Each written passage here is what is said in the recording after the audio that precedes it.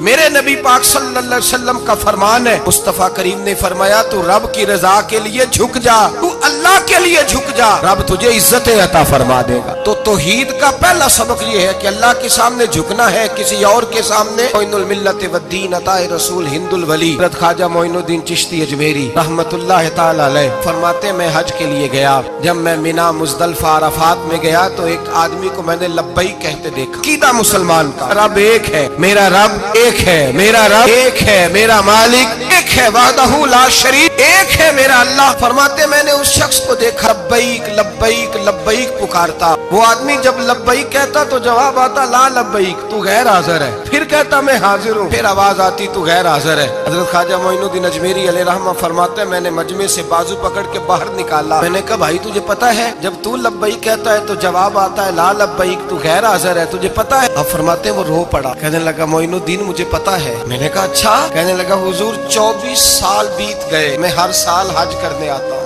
یہ میرا 24واں حج ہے، اور ہر سال آ کے کہتا ہوں لبیک لبیک، میں مصطفیٰ کریم کا وسیلہ لیے حاضر ہوں، لبیک لبیک۔ یہ بے نیاز ہے، ہر سال مجھے کہتا ہے لا لبیک، نہیں تو غیر حاضر ہے، ہر سال کہتا ہے۔ خواجہ صاحب فرماتے ہیں اس کی بات سنی تو میرے وجود کے رونگٹے کھڑے ہو گئے۔ میں نے کہا پھر تو ہر سال آ جاتا ہے، ہر سال ہی آ جاتا ہے، 24 سال ہو گئے ہر سال۔ فرماتے اس نے توحید بیان کی تو میری چیخیں نکل گئیں، میدان عرفات میں کھڑے ہو کس نے توحید کا اعلان کیا تو میرا وجود تڑپنے لگا، آہیں اور سسکیاں نکلنے لگیں۔ کہنے لگا معین الدین ایک ہی تو رب ہے، یہاں نہ ہوں تو کہاں جاؤں، تو کوئی اور رب بتا دے میں وہاں چلا جاتا ہوں، اب ہے ہی ایک، کہیں اس کے دروازے پہ رکھے تب بھی ٹھیک ہے، نہ رکھے بھی اس کی بے نیازی ہے یہی، کہاں جاؤں، اس کے دروازے پہ جھکوں، یہی میرا مالک، یہی میرا خالق، یہی میرا رازق۔ خواجہ صاحب فرماتے میں وہاں کھڑا تھا، عاطف غیب سے آواز آئی معین الدین تو پیچھے ہٹ جا، یہ میرا اور میرے بندے کا معاملہ ہے، تو اس کے بیچ نہ آ،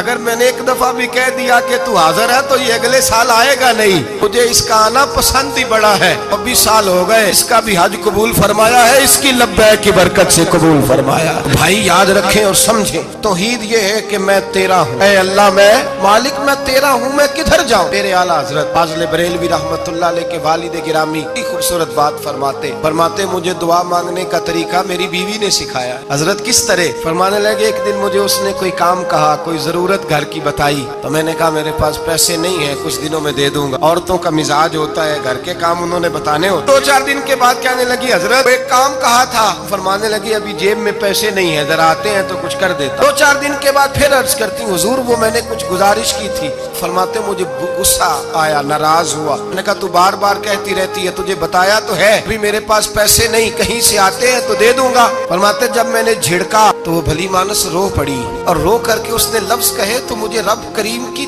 توحید سکھا گئی اور مجھے اللہ سے مانگنے کا طریقہ بتلا گئی۔ وہ کہ کہنے لگی حضور آپ ہی تو میرے خامد ہیں، بتائیے آپ سے نہ کہوں تو میں کس سے جا کے کہوں؟ کون ہے میرا اور کس سے جا کے کہوں؟ کس سے جا کے میں کہوں کہ میرا یہ غم بانٹ دیا جائے؟ آپ فرماتے اس نے بات کہی تو میں رونے لگا، مجھے کہنے لگی حضور کیا ہوا آپ رو پڑے؟ تو میں نے کہا سمجھ آ گئی ہے، جب میں بھی کہوں گا نا مولا میں بڑا پریشان ہوں، میں دکھی ہوں، تکلیف میں ہوں، آزمائش